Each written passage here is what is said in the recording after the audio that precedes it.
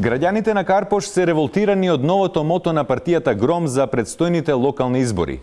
Мотото "Резултати, а не приказни" ги збуни граѓаните на Карпош, кои останаа затекнати од ваквата насока на партијата.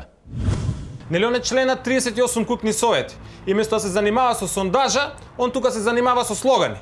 Што да ти кажам? Со што ќе заспивам јас внуци, ако нема приказни? Со таблети? Па како ќе заспивам без приказни? Пратете ги приказните, пратете ги приказните, пратете ги приказните, пратете. Драги гледачи, оваа вечер се наоѓаме во општина Карпош, како што може да забележите, се случува еден масовен, но бучен протест на луѓе кои што се револтирани од слоганот на кампањата за градоначалник партијата Гром на актуелниот градоначалник на општина Карпош Стефче Јакимовски. Слоганот е "Резултати, а не приказни".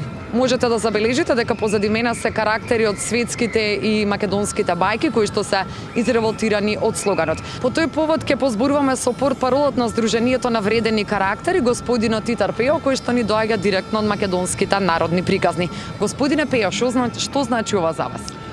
Галиба, како стар карпошенец со прилепски корени, јас сум шокиран од комшијата. Еве, со моите колеги знаеме оти Карпош е пензионерска општина. А ова се директно навреди и кај најмладите граѓани на Карпош. Зошто да нема приказни кога ние живееме за нив? Би се сретнали ли со господинот Стефче?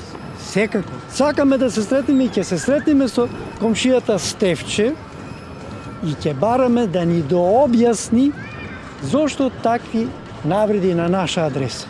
Сполајте, господине Пејо. Директно оваа вечер од Карпош, каде што фантазијата и реалноста се во кавга. Вашата или салфета? А иницијативата да не се укинат приказните ја поддржа и кандидатот на СДС Стефан Богоев. Бидејќи нему овие приказни му се тазе слушани.